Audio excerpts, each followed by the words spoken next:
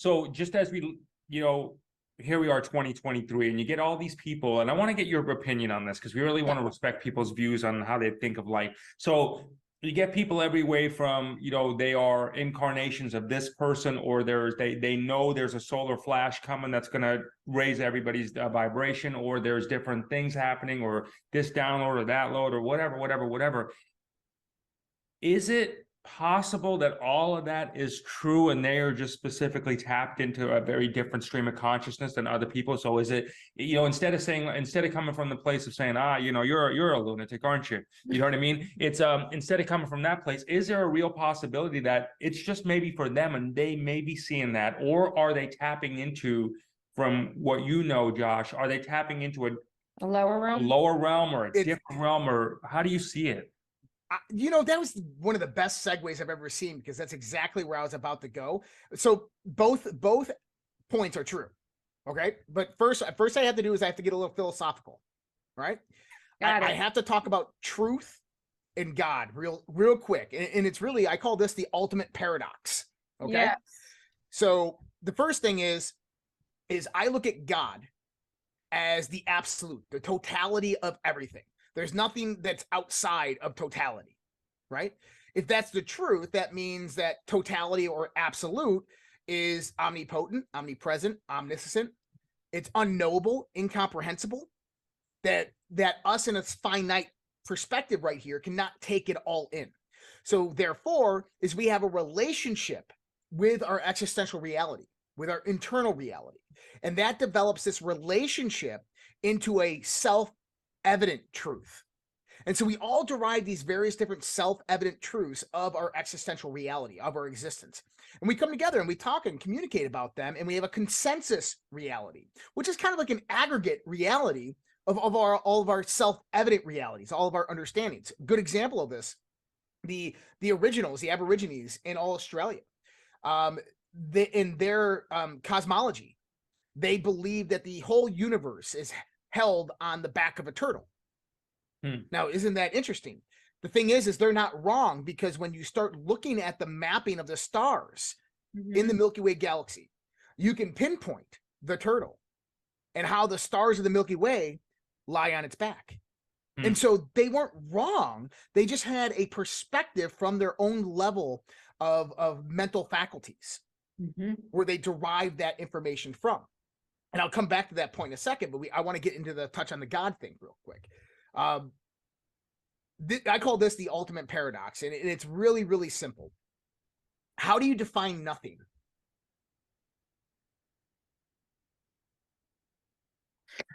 You're good with this stuff. Dun, dun, dun, dun, dun, dun, dun, dun, dun, dun, dun. Okay, how do you define nothing? I've never been asked that question before, Josh. Well, nothing is nothing. Huh. Well, it's a trick question. What do you think? Because you can't define nothing. Yeah. The moment that you define it, it becomes something. Right, it can become something, exactly. So, therefore, nothing has never existed. Nothing has never existed in the eternity of all existence. So if nothing has never existed, that means that everything has always existed. Good point. Right? So this is kind of one of the mental processes that I utilize to extrapolate and understand the universe, God, everything around me, is the fact that nothing has never existed. And this is the dualistic nature of a universe. Is you have nothingness and then you have everything. And the fact that nothingness has never existed is the only reason why everything has always existed. And so it's a mental conundrum to think about it. Now, in 2009, I read a fascinating book, and a sequence of events occurred in my life that completely transformed me spiritually. I read a book by Dr. Michael Newton called Journey of Souls. For anybody out there not familiar with this book, Dr. Michael Newton was an atheist, hypnotherapist, never had any spiritual inclination in his life. In the 1960s, he started treating people with hypnotherapy and trying to find their trauma that was inducing pain within their life by hypnotherapy. And he had this one person that was there, and he took her back to a point. He said, take me back to the point where this pain began. And she took him to a past life. And he goes, whoa, this is crazy. What if this person's making it up? Well, after 20,000 different clients, what he did is he compiled records of all these people, not using their real names, but these people had never had any connections with each other. One thing he realized early on is that not only could he take them to a past life, but he could take them in between lives. So he could take them to the point of death and then where they went after death. And after these 20,000 trials that he did on these people in hypnotherapy, taking them in between lives, every single one of them who never had any connectedness to each other described the same place with a 92.5% accuracy. That's pretty And strong. what was that place? The place was a world of the spirit world. It was very similar to this world. It was kind of a hierarchy of souls, where you have highly advanced souls and you have younger souls that are learning, and that we go through incarnations to learn the lessons to embody us and help us grow as a soul. And there's a lot more into that. So one of the things I did is I went out there, I got my Master Reiki certification, and I went out there and I got a life between life kind of hypnotherapy session. Cool. In this session, I went to a place that was not like any of the other 92%. It was completely different. Do you remember it? Like, or did you have to play Vividly. it back? You remember vividly? Vividly. I can tell you this whole, I can see, I met one being in there, and I remember exactly what the place looks like. I can't really describe it in words. I say clouds of energy that formulated walls that were transparent, where you could see the skies of the universe and the stars and solar and galaxies, everything outside of it. There is this low hum music that always played that wasn't really music, but it was low hummed, and it was just beautiful. You always felt at peace, but the place was desolate. And I see this being standing there, and she's about 7 foot tall. She's got very, very skinny facial figure, very, very slim body, and she's wearing this white gown that's just shimmering, and her skin is kind of shimmering.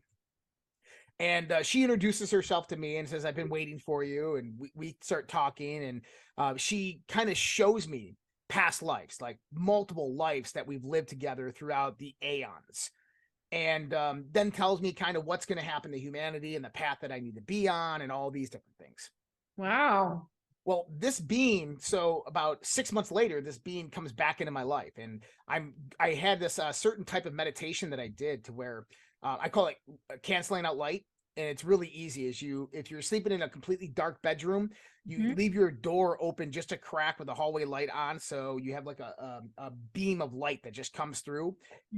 Excuse me. In my room that I was in, it hit the light fixture at the top, and I would look at the light, and I'd use my mind while my eyes were open to basically remove the light and create darkness in the room again.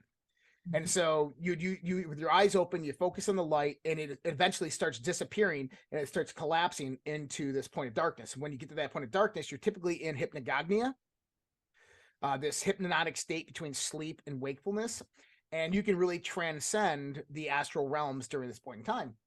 And so I'm getting there, and I'm closing the light, and all of a sudden I hear in my left ear, outside of my ear, Josh. And I'm like, what the hell is that? And so it was weird because I turned and went towards it, but I wasn't like, I was outside of my body at this point in time. And I'm going up like this tunnel, and it's like just this kind of like grayish, smoky tunnel. And I come up there, and there's this being, same woman, talking to two or three other beings. And I'm standing there, and I'm like, you called me. And she's like, how are you here? I'm like, you just called me. She goes, there's no way possible that I could have called you. I'm talking to you right now. And she points to one of the beings in front of her, as in saying that was me that she was talking to, my higher self. And there's no way that my lower self could be up here. And I was completely confused at this point in time. Wow. So you were talking, this feminine energy of sorts was talking to a being, which the being was your higher self, but the physical embodiment of you showed up.